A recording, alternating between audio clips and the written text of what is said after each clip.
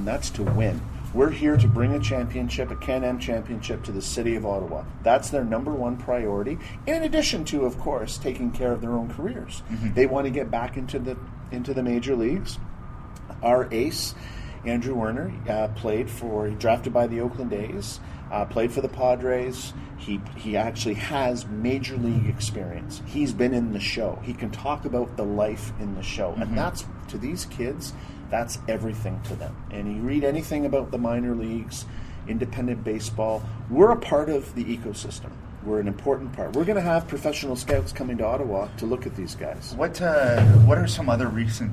Colabello, is he the main success? He's playing for the Jays right now. Colabello. And he was really good for the Twins, that's and then right. He fell off in the second half of the season. Andrew Albers. Oh, Albers was? Albers was a Can-Am player. There are a couple of others. These are guys who have played in different ballparks across the Can-Am. We have a sister league as well, the American Association. Okay. They play, there's 13 teams going from Winnipeg, far north Winnipeg, all the way down south to Laredo, Texas. There's a series of guys who, are getting close.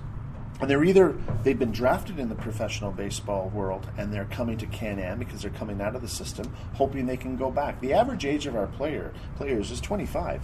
They're not old and decrepit and on the way out of their careers.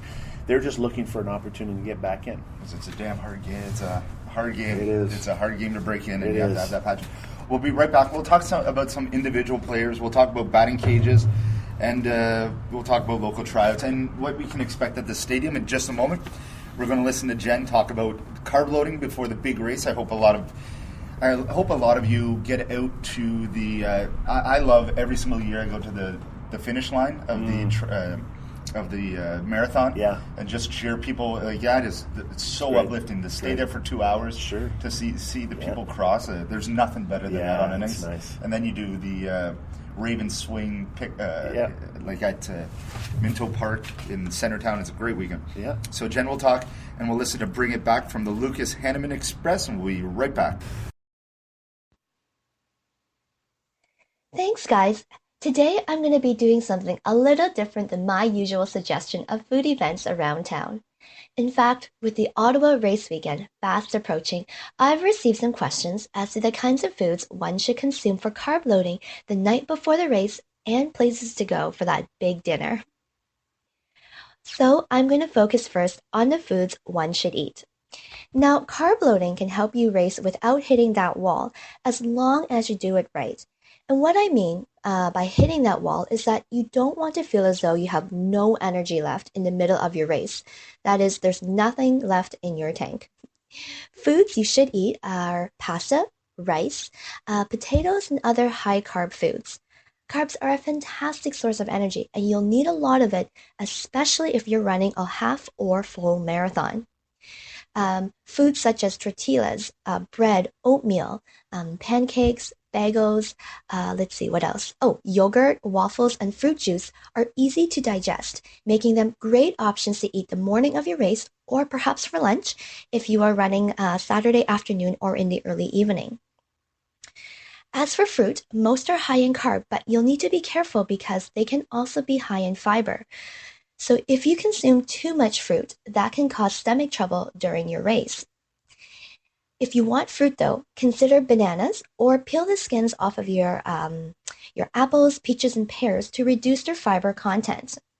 Make sure you're also steering clear, though, of high-fat foods such as creamy sauces, cheese, butter, and oils. Not only will you feel full much faster, but it also takes longer to digest. So pick jam over butter. Pick tomato sauce instead of, say, Alfredo sauce. And for dessert, frozen yogurt would be a better option than ice cream. Choose sushi or noodles rather than tempura. Now, you can't just load up on carbs, though, the night before. You need to start carb loading at least 2 or 3 days before your race. Make sure your intake of food, though, matches the distance that you'll be running. Have an early dinner and eat until you feel pleasantly full, but not stuffed. You want to wake up on race day feeling relatively hungry, definitely not full and bloated from the night before. Drink plenty of water, and then afterwards you can always reward yourself with a glass of wine or a pint of beer. If you're running Sunday morning, try to finish your breakfast at least 2 hours before your race starts. As for restaurants to go to, I would recommend that you really just choose a place you feel most comfortable dining at. I myself like to go to all-you-can-eat sushi places, and last year I chose to do my final carb loading, eating ramen noodles at Ginza over on Somerset Street in Chinatown. Or you could do what a really good friend of mine does. He invites his friends over and they have a big pasta dinner party. Oh, and before I forget, make sure that you also take the time to eat after you've finished your race and have done some stretches. Your body is going to demand that you refuel it. And that's it for today. Enjoy the rest of your week.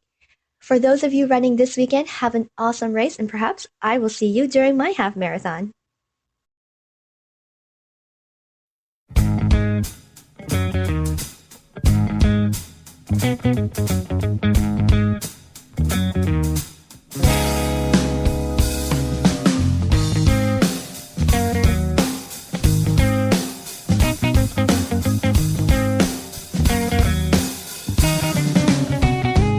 He was a crazy fool, he didn't want to talk to you. Drinking and smoking so much that he couldn't tell black from blue. You're with that crazy man who didn't have a master plan. Finally, one day, you packed up your bags and ran. Bring back the love in your life, stare at the bright burning light. Crash to the wall, bullets and all, and pick yourself up with delight. You gotta bring back the joy in your heart, take it back to where it started.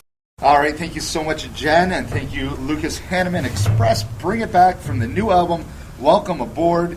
And we're back with David Gourlay, and in the background you can hear the fields being watered. Yeah. How often does this field get watered? This is a daily ritual now, Nick. We're getting ready to play tomorrow, so the players were doing their spring training practice from about 10 to, I think earlier this morning, because we did some media this morning, and now it's just getting ready for play tomorrow. And hopefully that water doesn't come onto my computer. Hopefully you're blocking it. Wow. Oh, crap. It's coming over here. No, it's fine. That's all good.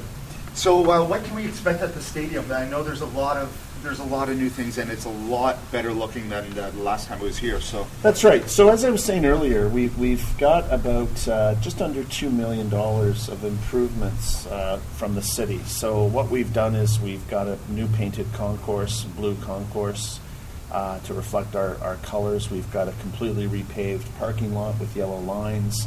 A bunch of work has been done to our suites upstairs. We have 9 hospitality suites, new carpets. How much do suites kind of go for? They go for $400 for 18 seats, for 18 tickets. Each suite is different, though. Each suite is designed differently. Some have bathrooms, some do not. So it depends on what kind of party you have, how many numbers you are, things of that nature.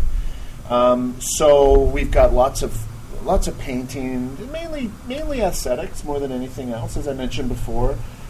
We've got a brand new video scoreboard, a redesigned barbecue area.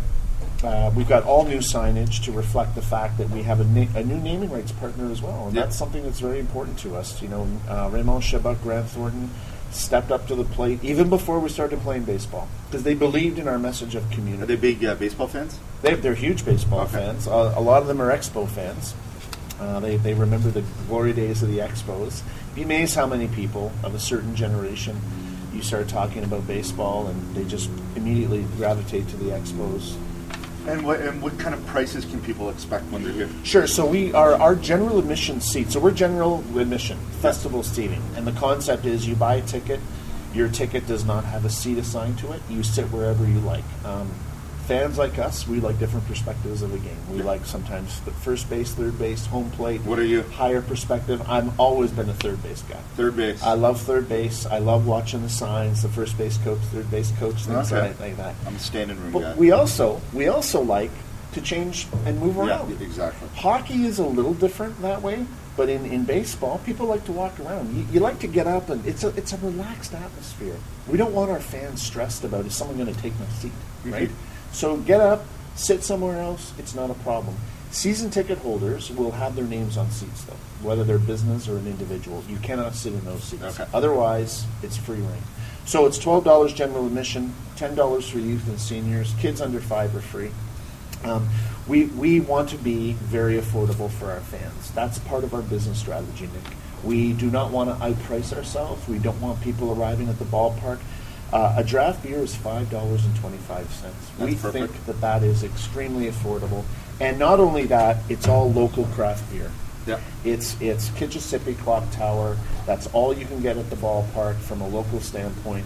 And we're fully committed to local. That's part of our business strategy. And how many places will people be able to buy food from? Yeah, so we have our main concessions, which is just to the left when you enter.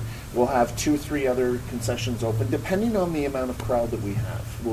It'll be a game time decision, as they say, based on the crowd that we have and demand and things like that. Because I remember when the Fat Cats played here, the lineups were massive. It was really it was dreadful. The whole So speaking of our strategy, Le Cage au Sport is here now. Yeah. This is their first property outside the province of Quebec. We're extremely excited to have them. They've already invested $100,000 of their own money to pump right into the new kitchen equipment here. It's kind of embarrassing to say it, but if you came to Fat Cats games, you were enjoying food that was made at the same kitchen equipment, ovens, stoves, fridges, from the Ottawa Lynx days. Yes. So in order for this to work, my top priority from a concession standpoint was to have those replaced. Get rid of the ovens and the stoves and the fridges and all the piping for the draft beer, because the kegs of beer are downstairs in the basement flowing upstairs. But the tubing was literally from the 1990s. It wasn't replaced. So we didn't see a lot of commitment to the game of baseball. In the past, we saw a commitment to put a team on the field, but we need a lot more, and that's what we've delivered. So the beer, the food, Le Cage they're experts in the field. Will they be open just during game days? Like they'll travel here, like maybe workers from their other restaurant will come here? No, they've actually hired a whole new crew just for this. Okay. A whole new crew. They work, it's seasonal work, of course. Yeah, we got 55 home games. That's so right. Be working the 55. 55 games, and they'll only work during game times. Okay. A couple hours before. We'll do some private events. We had a private event yesterday for our season ticket holders and our Flex Pack holders. So that went really well, and Le Cage was open for that. And they opened up a barbecue, served some beer and things like that. And I've got to tell you, the beer, the food, the beer, just good. Cold beer, hot food, good quality all around. And if people don't know you, you have traveled. How many stadiums have you been to? How many spring training stadiums have you been to? Because they know you're a legit. That's right. A legit expert. Yeah, I would say. I think since I started the Champions and I started this journey in baseball, I've probably been to about 20. That's a combination of minor leagues, spring training, and of course professional. What are some of the favorite things that you've seen at minor league? Because minor leagues, if you follow the minor league baseball, there are some interesting. That's right. Game nights. That's right. And, it's really that we're going to be taking. That's right. So it really is about family entertainment, because it breaks my heart to say, it break your heart to hear this. It's not all about the baseball. No. Sometimes it's about experience. People that's right. For experience. People come here. It's like Comerica Park, right behind home plate in the stands. Behind the stands is a playground and a merry-go-round. Yeah. And the lineup for that is probably longer than 2 beer. innings. Yeah. That's right. Because families go to a baseball game to enjoy the outdoors.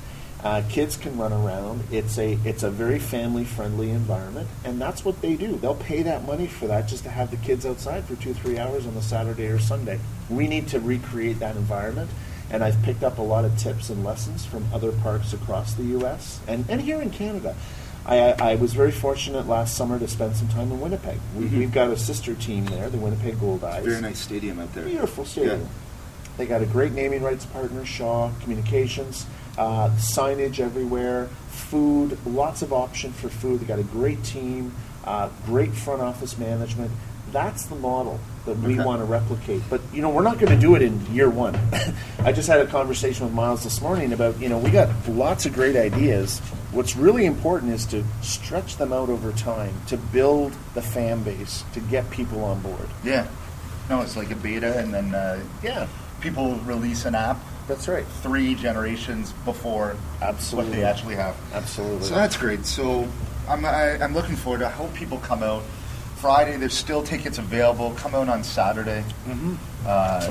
Game times are going to be the usual 7:30s and 1s. That's right. We play every day of the week.